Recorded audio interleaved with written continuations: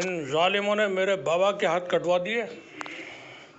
कल अगर ये साबित हो जाए कि इसके जिम्मेदार कोई और था तो क्या आप मेरे बाबा के कटे हुए हाथ वापस कर सकेंगे?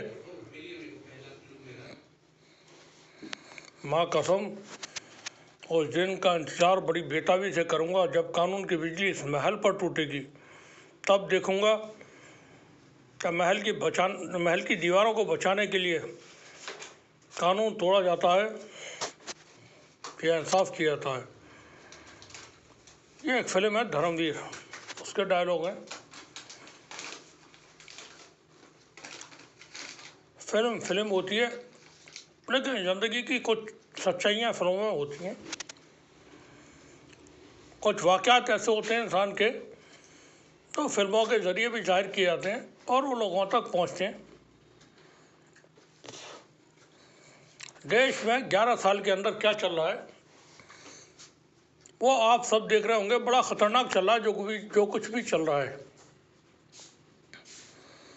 जो कोई भी सवाल करता है, कोई बात कहने की कोशिश करता है, उन्हें कुचल दिया जाता है, मिटा दिया जाता है, ठोक दिया जाता है, उनकी गर्मी निकाल दी जाती है, गाड़ी पलट दी जाती है।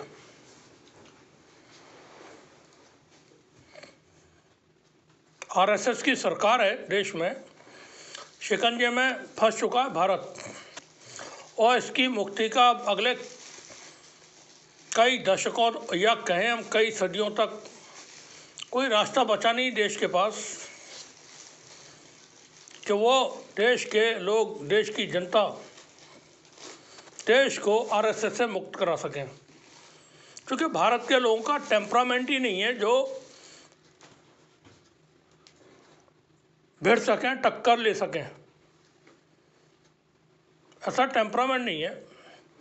और ये बात मैं कई मरतबा कह चुका हूँ अपने वीडियोज़ में। जब कोरोना महामारी शुरू हुई देश में, तो उसके बाद प्रधानमंत्री, यशस्वी प्रधानमंत्री, भारत के पराक्रमी प्रधानमंत्री भारत के नरेंद्र मोदी, चक्रवर्ती महाराज नरेंद्र मोदी ने अचानक प्रकट हुए और आकर के 21 दिन का लॉकडाउन घोषित कर दिया। तो हमने देखा वीडियोस, बहुत सारे खबरें कि गुजरात से प्रवासी भारतीय जो गुजरात में काम धंधा कर रहे थे, बिहार के रहने वाले थे, पैदल चल दिए बिहार के लिए। अब इतनी हिम्मत दुनिया के किसी देश के नागरिकों में नहीं होगी कि 1600-1800 किलोमीटर अपने परिवार को लेकर के नंगे पांव, खाने को नहीं है, जेब में पैसा नहीं है, और चल दिया घर जाने के लिए। वो किसी डिस्ट्रिक्ट कलेक्टर, किसी एसडीएम के यहाँ, किसी विधायक, मंत्री, सांसद के घर में नहीं गया कि तुम हमारे सेवाकार हो और हम इस देश की जनता हैं, हम हैं राजा। कोई नहीं गया। तो यहाँ कोई चमत्कार होने की कोई गुंजाइश नहीं भारत के अंदर।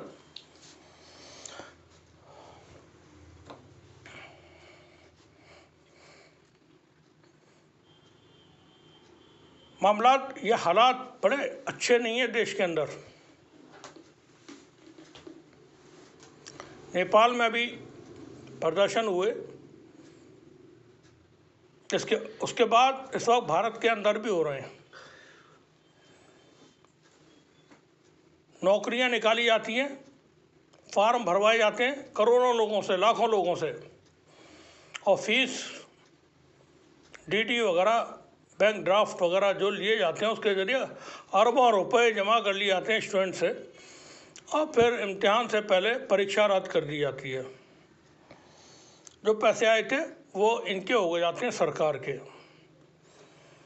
8 साल तक जीएसटी के नाम पर डकैती डालते रहे, लूट मार करते रहे। अब चाइना जब पहुँचे तो चाइना के राष्ट्रपति ने कुछ समझाया था, उसमें जीएसटी के रेट्स भी कम करने का था। ये हम पहले बता चुके हैं।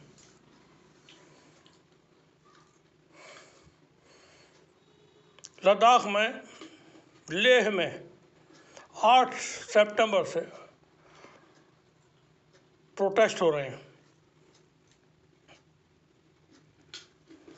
बड़े प्रोटेस्ट हो रहे हैं। 2 दिन पहले प्रदर्शनकारियों ने भारतीय जनता पार्टी के कार्यालय में आग लगा दी और सरकारी महकमे की गाड़ियों को भी आग के हवाले कर दिया था। बीजेपी के झंडों को उखाड़ कर फेंक दिया था। कोई आया नहीं, कोई गया नहीं। कैसी बेशर्मी है ये। नरेंद्र मोदी जैसा कोई व्यक्ति किसी यूरोपियन मुल्क का प्रधानमंत्री हो, क्या होगा वहाँ पर, जैसा ये झूठ बोलते हैं। आज भी चाइना की सेना देश के अंदर लद्दाख में 4000 स्क्वायर किलोमीटर से ज़्यादा ज़मीन घेर करके बैठी हुई है और भारत का प्रधानमंत्री कहता है बेशर्मी के साथ, कोई आया नहीं, कोई गया नहीं। तो हम झूठ बोलवाते हो। सेना से भी ऑपरेशन बंदर किया 2019 में, अभिनंदन वाला मामला आपको ध्यान होगा। तो सेना से झूठ बोला दिया हमने, पाकिस्तान का F-16 मार गिराया है। कहाँ था वो?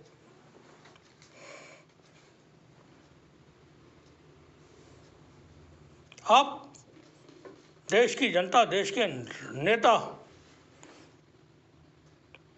नेता देश की जनता से झूठ नहीं बोल सकते हैं, किसी भी देश के। अभी आपने एक प्रेस कॉन्फ्रेंस देखी होगी, काश पटेल भारतीय मूल के हैं, FBI के डायरेक्टर हैं अमेरिका में।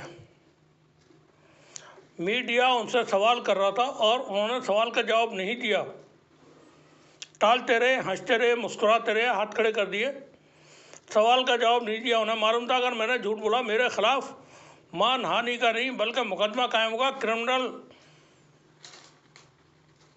केस मेरे खिलाफ होगा, मुझे जवाब देना पड़ेगा अदालत में जाकर के। लेकिन हमारे यहाँ प्रधानमंत्री हो, गृह मंत्री हो, रक्षा मंत्री हो, संसद में झूठ बोलते हैं, पार्लियामेंट के अंदर। अब यह सोनम वांगचुक जो एक पर्यावरणविद हैं, कार्यकर्ता हैं, वो कई सालों से प्रोटेस्ट कर रहे हैं। वो बता चुके हैं कि लद्दाख में चीन की सेना कब्जा करके बैठी हुई है। ग्रास जो घास के मैदान है जहाँ जानवरों को, मवेशियों को चराने के लिए भेड़ और गाय, लद्दाख में सिर्फ भेड़ और गाय पाई जाती है, भैंस नहीं पाई जाती वहाँ। तो जिसकी लाठी उसकी भैंस लद्दाख में नहीं चल पाता है। बहुत ही पीसफुल, बहुत ही खूबसूरत इलाका है और मेरा बहुत बार का देखा हुआ है। लेह, ज़ांस्कार, कारगिल, द्रास, बेहद खूबसूरत। सोनम वांगचुक को गिरफ्तार कर लिया गया है। सोशल एक्टिविस्ट हैं। डिमांड की जा रही है वहाँ पर कश्मीर के एकीकरण की और कश्मीर के पूर्ण राज्य की, और जो बेरोजगारी है, लेह में 23% से ज़्यादा डिग्री धारक नौजवान बेरोजगार हैं। नौकरियां हैं नहीं, देश भर में नौकरियां नहीं है, कहीं भी अकाल पड़ गया है इसका, सूखा, अकाल। और जब अकाल पड़ता है, सूखा होता है, तो वहाँ कैसी कैसी परेशानियां आती हैं। शोले फिल्म और डायलॉग्स होते हैं जब टिंकी पे धर्मेंद्र चढ़ गए।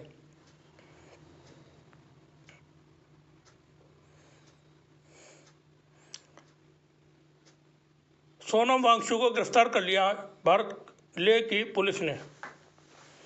उससे पहले उनके खिलाफ ED और CBI ने भी जांच शुरू कर दी। और फिर जैसा हमारे देश में होता है कीचड़ उछलने का काम, वो भी हुआ कि इनके संबंध पाकिस्तान के, ये पाकिस्तान और चीन के एजेंट हैं, बांग्लादेश के एजेंट हैं।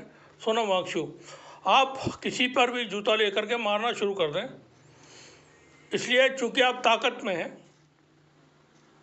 आप किसी को जो चाहें घोषित कर दें, चूंकि आप सत्ता में हैं, ताकत में हैं।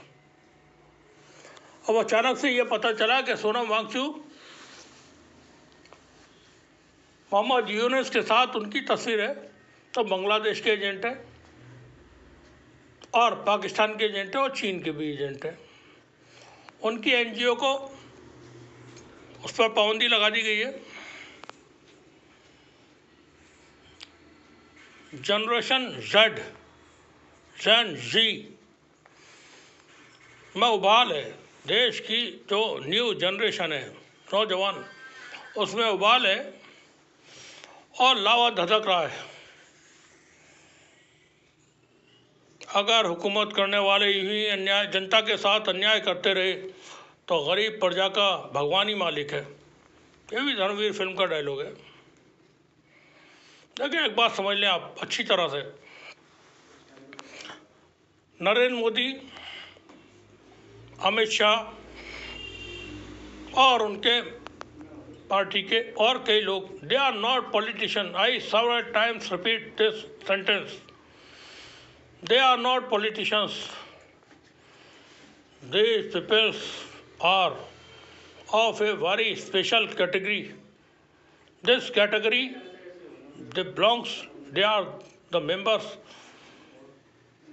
of RSS. And RSS is not a social organization. This organization involved in many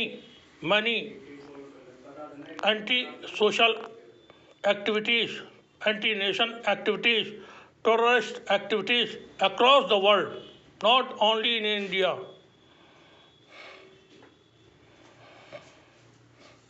तो फिर आप ये समझ लें जो मैं आप कहने जा रहा हूँ।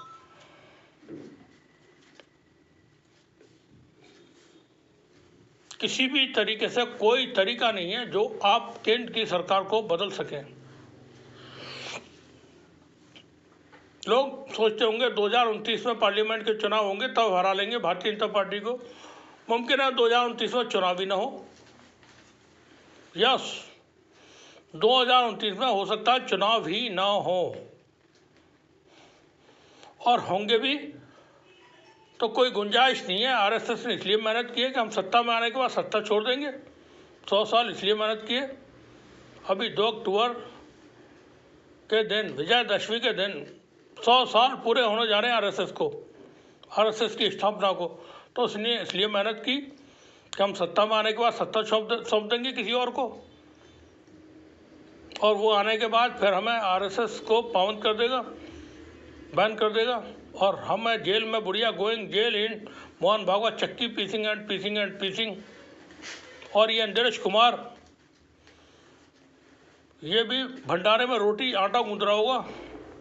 जेल का जो भंडारा होता है वहाँ इंद्रेश कुमार मुस्लिम मंच जो बनाया हुआ है उसके अपने साथियों के साथ वहाँ रोटी बना रहा होगा। These peoples are criminals.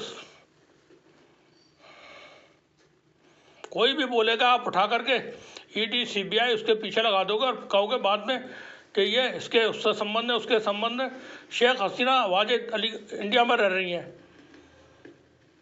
किसने रखा हुआ है उसको, और क्यों है वो यहाँ पर? और आप यूएई चली जाती, आप लंदन चली जाती, या क्यों रह रही हैं? हमारे लोग भाषण देते हैं टेलीविजन पर आकर के, भारत किसी देश के आंतरिक मामलों में दखल नहीं देता है। तुम्हारी सूरत में खाक, आप क्यों नहीं कहते बुज़दिल हो तुम कि हम बिल्कुल दखल देते हैं? क्या परेशानी है कहने में? फिर आप कहते हो हमने बांग्लादेश बनवा दिया पाकिस्तान को तोड़ के। एक तरफ कहते हैं हम किसी देश के मामले में, आंतरिक मामले में दखल नहीं देते, फिर बाद में टेलीविजन पर चीख करके कहते हैं हमने पाकिस्तान के 2 टुकड़े करा दिए इंदिरा गांधी ने। परेशानी क्या है ये? अब कोई दुनिया पहले जैसी नहीं है, समझ लें आप। अब दुनिया अलग तरीके की है। अब सोनम वांगचुक को आपने गिरफ्तार कर लिया, देशद्रोही एनएसए लगा दी, नेशनल सिक्योरिटी एक्ट, 12 महीने के लिए पाबंद कर दिए गए उनको। और ऊपर वाले ने चाहा जैसा कि देश के अंदर न्याय व्यवस्था जो कि काम करती आ रही है, मेजॉरिटी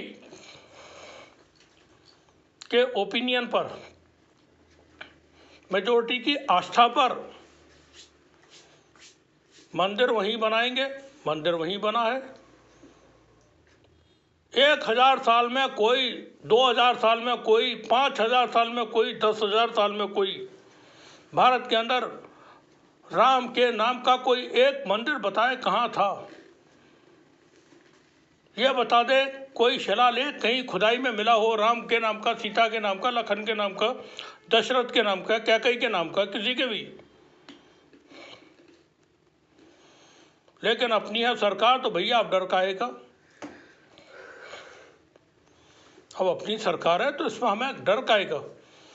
अदालत भी वही बात करेगी जो हम कह रहे हैं, रंजन गोगोई भी वही करेगा जो हम चाहते हैं, और चंद्रचूड़ को भी वही करना पड़ेगा जो हम कह देंगे, और बाकी भी फिर हम जाने क्या करेंगे।